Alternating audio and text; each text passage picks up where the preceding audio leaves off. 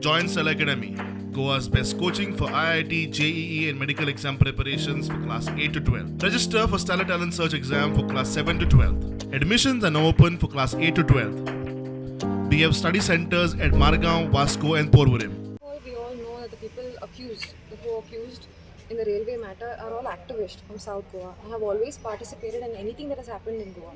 Always been there, always supported and always have been. Especially when it comes to railway, they have been there. When it comes to the matter that happened on Sunday, where the accused are falsely accused in this matter, firstly there is no evidential proof that they have done the crime that they have been called upon here for investigation for.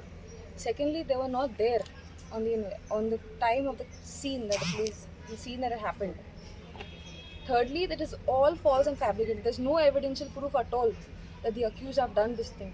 This is merely done just to stop them from protesting against the railway. Just to stop them and just to stop everything so the railway can go ahead illegally and can do whatever they want. The police is yet investigating. So I think after the investigation, when they come upon something, when they have something to, which is a false evidence, I would say, or something, then I would come up with something. But till now, there's only investigation happening from there.